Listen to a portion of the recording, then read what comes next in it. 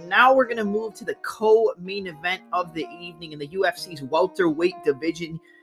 You have a battle between the long, rangy, technical striker and Randy Rude Boy Brown coming into this fight off a decision victory. Over Chaos Williams, who comes into the fight with a record of 15 victories and 4 defeats, going up against the UFC veteran, longtime mixed martial artist in Francisco Masaranduba Trinaldo, who comes back with a phenomenal record in his own right at 28 victories and 18 defeats. Man, I mean, look, let's be honest here. I feel like I've counted out Francisco Trinaldo a lot in his UFC career. I think that there's been fights, especially the fight against Danny Roberts. I counted him out there. That was his last fight. He was able to win that fight by decision. There's been a lot of fights where I've counted out Trinaldo, but if you look at his recent fights, he's on a pretty good win streak here. You look at Francisco Trinaldo's last 5 fights. He's gone, I think, 4-1 in his last 5. So he's gone 1, 2, 3, 4, 5. He's gone 5-1 in his last 6. His last loss came to Muslim Salikov via unanimous decision. That was in June of 2021. And then after that, he got a decision victory over Dwight Grant and a decision victory over Danny Roberts. Before the Muslim Salikov fight, he got a knockout victory over Jai Herbert in a fight where he was getting pieced up early in that fight. And it looked like Jai Herbert was going to cruise his way to a dominant decision. And then Herbert got caught with an overhand left, kind of not minding his P's and Q's, got dropped and got finished. That was the whole Herb Dean, Dan Hardy back and forth where they believed that Herb Dean should have jumped in and stopped the fight earlier, and he didn't deserve to take that ground and pound for no reason because he was basically out from that overhand left. If you don't know about that, go ahead and look that up. That's the Herb Dean and Dan Hardy, issue, which kind of led to Dan Hardy getting released from the UFC. And then before that, he had a unanimous decision victory over John Makdessi. And then he had a decision victory over Bobby Green. He lost to Alexander Hernandez via decision. So in his last 6 fights, like I said, he's got 5-1. He's 5-1 in his last 6. You look at Randy Brown, he's got a record of 15-4, 6 wins by KO, 5 submissions, and 4 decisions. Pretty well-rounded all across the board. And he is 4-1 in his last 5 as well, with a submission victory over Warley Alves, a submission victory over Alex Oliveira, a decision victory over Jared Gordon, and a decision victory over Chaos Williams. His last loss came via knockout to top welterweight contender, even though he lost to Jeff Neal and Vicente, the silent assassin Luque. And look, to be honest, this is going to be another southpaw versus orthodox fighter. And, you look overall at the fight, it's a pretty hard matchup for Francisco Trinaldo. Trinaldo's a veteran.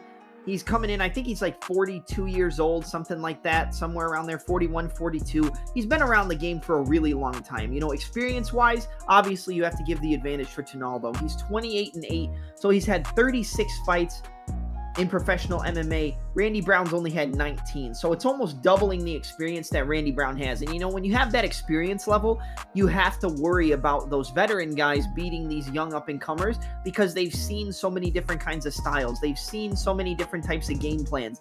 And, they're not going to see anything that they haven't seen before. But you look at the fight, and Randy Brown is going to have a 6-inch height advantage at 6'3" to 5'9" for Francisco Trinaldo. And then when it comes to the reach, he's going to have, I believe, an 8-inch reach advantage. Yeah, 78 inches to 70 inches for Trinaldo. The game of Randy Brown is all based off of using his length, using his reach, using those long-range attacks, the jab, the left hook, the right front kick to the body, the inside and outside low kicks, jab, left hook, right hand, the 1-2, jab into the chest, coming up with the right hand to the jaw, jab, left hook, right body kick, jab, left hook, right hand, left hook, roll underneath, keeping the opponent at range and dictating the fight with his boxing, especially that long rangy jab.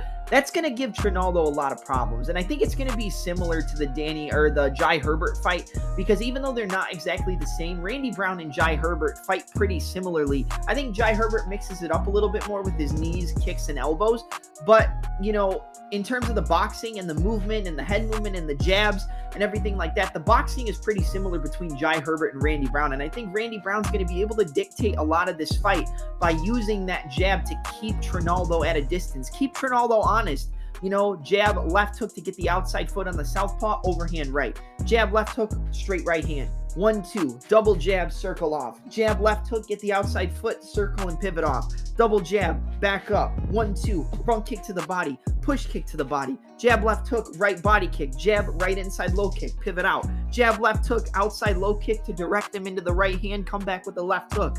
It's going to be a lot of poke and prod. We talked about that earlier with the fight between Brendan Allen and Krzysztof Jotko. I think it's going to be kind of a similar game plan and a similar approach for Randy Brown, but he has such a height and reach advantage. It's going to be very hard for Trinaldo to win this fight. The only way Trinaldo wins this fight is if he kind of just finds that one shot that hurts Randy Brown, or if he's able to get in close up against the cage, tie up Randy Brown and make it a dirty, nasty fight. He has to be able to land knees, land elbows, land uppercuts in the clinch, land the lead elbow, land the uppercut, frame off the head, uppercuts, shots to the body if he gets into the tie plum against Randy Brown, landing knees if they get into that clinch, pulling his head down. That's where Trinaldo is going to win this fight, is by making it a dirty, street fight style of affair. But it's so hard to do that against a guy in Randy Brown. And yes, Randy Brown's been knocked out before. Yes, he's been caught on the chin and been hurt. He got hurt in the fight against Chaos Williams and was able to survive.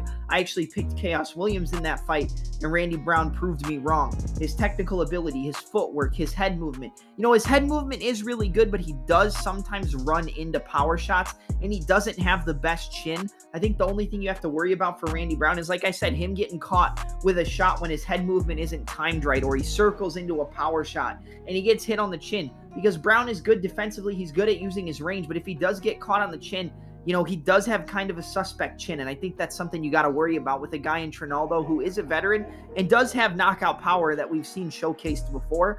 But I expect the distance game, the distance management, the 1-2s, the long jabs and right hands of Randy Brown to kind of work magic for him throughout the entirety of this fight. I think it's going to be very hard for Trinaldo to close the distance. If he does close the distance, I think we will see some trouble for Randy Brown, but I think Randy Brown will be able to get that, pummeled with the underhooks and hike the whizzer up on the opposite side and turn his way back to the center of the cage and work from the center and have Trinaldo backing up for the entirety of the fight. It's not going to be easy for Trinaldo to get the takedowns on Randy Brown either. You look at his overall takedown defense. Randy Brown has a 71% takedown defense rate, and Trinaldo only has a 43% takedown accuracy. If you look at the striking, we'll look at a little bit of the significant strike numbers. 4.42 significant strikes landed per minute for Brown to 3.15 for Trinaldo. And he also has a higher accuracy with a 48% significant strike accuracy rate to a 44% significant strike accuracy rate for Francisco Trinaldo, but Brown gets hit a little bit more at 3.32 strikes absorbed per minute to 2.6 for Trinaldo. But I expect the length, the distance, the jab, the right low kick, the right body kick, the front kicks up the middle, the 1-2 to cause a lot of trouble for Trinaldo. I don't necessarily think that Randy Brown's going to get a finish. He has finished some veterans in the past. I think it is possible that he catches him with that long 1-2, stumbles him, and maybe locks up a submission. But I'm going to say that Trinaldo is durable enough to make this, a pretty competitive fight and make it the full 15 minutes, but it's going to be a pretty clear decision win for Randy Brown. So I'm going to go with Randy Rude Boy Brown to defeat Francisco Trinaldo via 29-28 split decision. I think it's going to be close because Trinaldo, you can't really count the dude out. Like, he's beat a lot of guys that people thought he shouldn't have beat. So I think that he will make it close in certain aspects. I think maybe Brown will tire out later on in the fight, and maybe in that second half of the second and in the third, that's when Trinaldo might be able to steal around in there and make it competitive. Get Brown up against the cage, catch him as he's circling, tie him up, land the shots to the body, land the elbows, and make it a close competitive fight. But I do expect the distant striking and the range management of Randy Brown to carry him to a pretty clear decision. So I'm going to go with 29-28 split decision win for Randy Rude Boy Brown. That jab, the long 1-2, it's going to dictate the fight. It's going to be too hard for Trinaldo to close the range. So yeah, final pick, Randy Brown to defeat Trinaldo via 29-28 split decision.